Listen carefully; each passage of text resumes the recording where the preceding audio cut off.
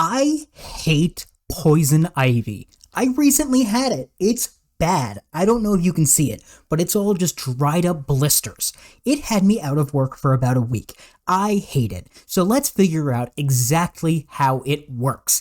First things first, I know that poison ivy is a 3-leafed plant. Poison oak is also a 3-leaf plant. What I actually got into wasn't poison ivy, it was poison, if I could spell, poison sumac. This is a different kind of plant that I think emits like the same oils.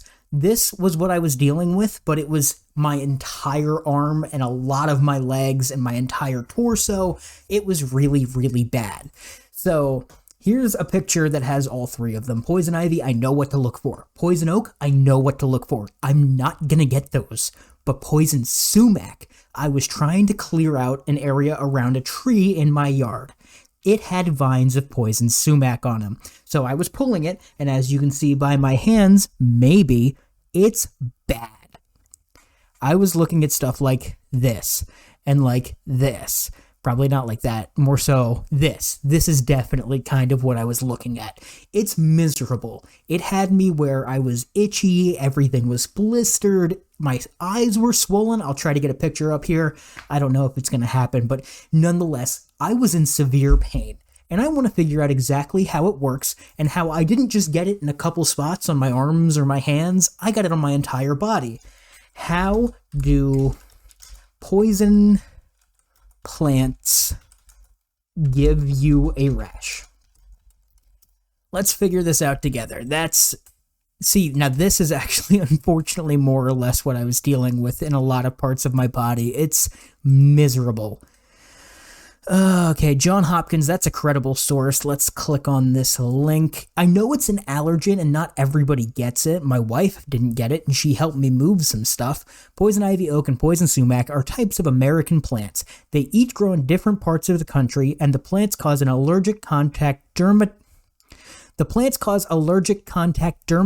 in most people who touch them. Yeah, I know that. I have it.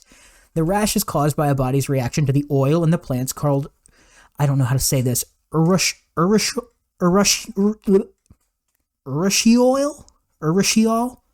That. It's right here. You can see it.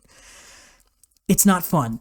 The first time you touch one of the plants, you may not get a rash. This is because your body's allergic response is not yet sensitive to it. I've had it many times. I had it when I was 17 really bad. I had it in kindergarten right when I was starting really, really bad. And the next time you touch one of the plants, your body may react to it in 24 to 72 hours. In my case, it was 12. Maybe about 16. I did it in the afternoon. It was about 3 to 5 o'clock. I was out there for 2 hours working. The next morning, I woke up on Father's Day nonetheless, and it was on my neck. I'd already seen it in this part of my arm, hence it's the most dried up at this point, and some spots on my legs. And I was just, this is going to be really, really bad. My mother-in-law, she's great. I love her. But she was like, oh, you can't touch your son, all this other stuff. And I was like, I'm pretty sure you can. And this next line, the rash can't spread from one person to another, but the oil on skin and clothes can pass from one person to another and cause a rash. I'd already showered 2 times, hot water, soap, the whole 9 yards. I wasn't spreading it to anybody at that point. So that's good to know. I'm not contagious. I could have gone to work. Granted, people would have turned me away because my face was swollen into a giant puffball like that. It was really bad. Okay, poison ivy, oak, and sumac rash. I know this, and I know that. Okay, here, this part might make it a little bit more clear for me, because I want to know how it doesn't just start, because I know you get the oil on your skin and it causes an infection like that. The plants make an oil called urushiol. That's not right. This oil, if it gets on your skin, gets on your skin if you touch the plants. Yes, I definitely touched the plants, unfortunately. And it's easy to spread from the plants to other objects. These include garden tools, clothing, toys, and pet fur. Yep. This has happened to my dad. You can inhale the smoke if the plants are burned. And I'm not even going to leave this up to the imagination for you guys because it's horrible.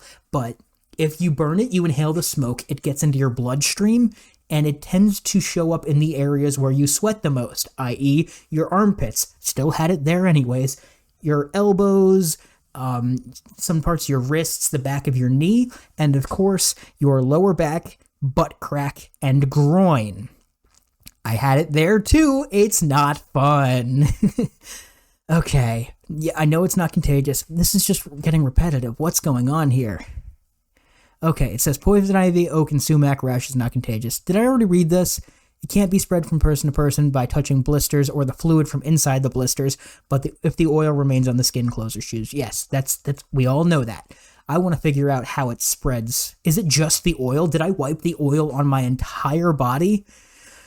You're more at risk if you... Yeah, okay, yeah. I know you're at risk if you touch it, basically. Symptoms, yep, it gives you blisters, an itchy red bumpy rash. I was just scratching my leg. I should stop that. Fluid-filled blisters. I don't know if you're going to be able to see it, but I had a lot on this arm, particularly in here. They were huge. I have a picture of that I can get to pop up here as well. We know it was diagnosed. Treatment. Okay, so this is another thing I hear so much about. There are so many different home remedies and non-traditional medicines. I tend to mostly believe in traditional solutions. I'm not big on like, oh, if you do the oatmeal, which it says it works, so I'm going to take it at its word for that actually, if it is by Johns Hopkins. But there are people who list all these different things. I was covered in calamine lotion for about a week. I did get the steroid medicine by mouth and shot because it was so bad. I did the baths with the oatmeal, and I had steroid cream as well. It still took about a week to get to a point where I'm presentable. Antihistamine medicine, antihistamines, yep, I took a lot of Benadryl. I've been very sleepy, but I still couldn't sleep. It's miserable. That was probably the worst part of poison ivy for me, is that I usually sleep great. I'm going to brag for a second. My head hits the pillow, 5 minutes, I'm out. I just tell myself, okay, it's time to go to sleep. I'm going to sleep. I fall asleep. It's usually that easy for me. I was up until 2, 3, 4 a.m. I did not get sleep because I'm just so uncomfortable the whole time. Going back to this, I don't need to worry about any of that. Possible complications. This is interesting. Infection is possible. Well, that's just any wound can become infected, I believe. I don't scratch. I'm actually pretty good about that. I mean, I do, just not as much as some people. Like my wife, if she gets a mosquito bite. For all of you that get mosquito bites, don't scratch them until they bleed. That's a bad idea. Not a doctor, but I can tell you that's not a good thing. And then prevention. Yeah, we already know all this. I was wearing shorts. I wasn't wearing long pants or long sleeves. That was unfortunate. I washed all the clothes before wearing them again. That was for sure. I don't think my dog came in contact with it or anything like that. I washed my hands because I washed my whole body. I was wearing gloves for some of it, but not all of it.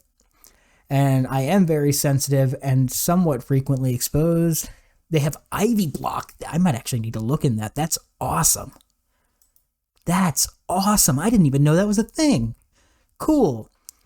And then if you come in contact with the plants, remove the oil from the skin as soon as possible. Yep, I did that. Gently wash your skin under lukewarm, not hot water, and plain soap 3 times. I did twice. I took 2 showers because I went and mowed the lawn afterwards. Long story, don't worry about it. If you don't have soap, use alcohol-based wipes to remove the oil. What I think happened, because I didn't take a crazy hot shower either, because I was sweating. I'm in central North Carolina, and it gets very hot, and I don't want to take a hot shower after I'm working outside.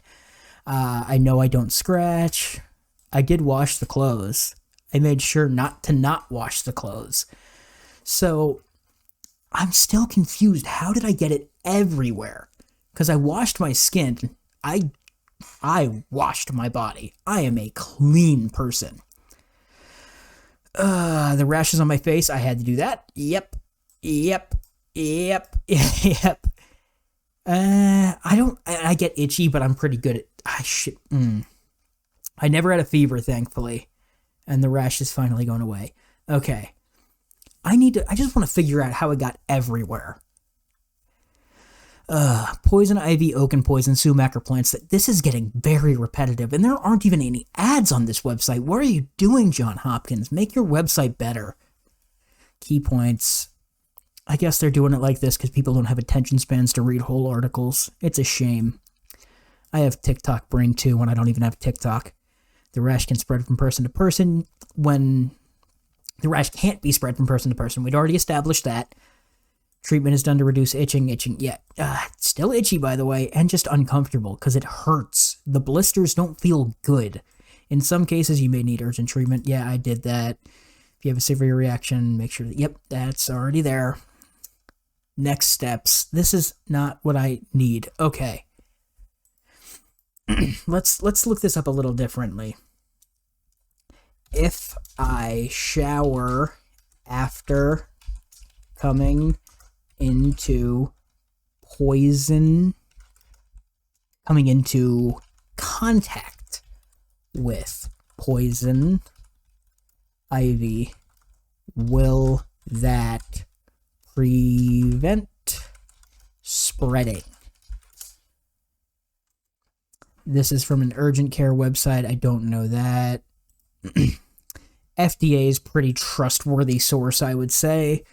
Outsmarting poison ivy and other plants. Let me just control F, shower. Nope. Wash. That's caps lock. Okay. Poison plant rashes aren't contagious. Okay. Virtually any surface until it's washed off with water or rubbing alcohol. I did that.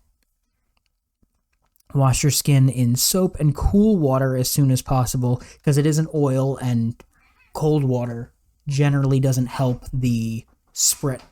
What am I trying to say? Hot water can spread the oil, cold water doesn't necessarily spread it as much. It's the same as like the old adage people would say, oh, you can't wash with cold water because you're not getting the oil up as efficiently. But the soap should do that whether it's hot or cold. It's just much easier when it's hot. Why that is, I don't know, and that'll maybe be a topic for another day. Let's see. I need to stop scratching my leg. This is all information that we already have. Am I just a disgusting person who spread it over my entire body over the course of 2 hours while I was working? I don't think I scratched my armpit. I probably didn't rub my neck. I was sweaty. I know I did like that, which would make sense why I got it on my bicep. Forearms obviously came into direct contact with it, but like my thigh, I had a really big spot on the front of my thigh. I don't know how that got there. This is tough. So it seems like I'm probably just disgusting, and maybe the hot water spread it into other parts of my body. But anyways, I'm getting to be rambling right now, and I'm very itchy and have some things I need to get done. So let's come to a conclusion here. One other thing I hear a lot that I do want to address.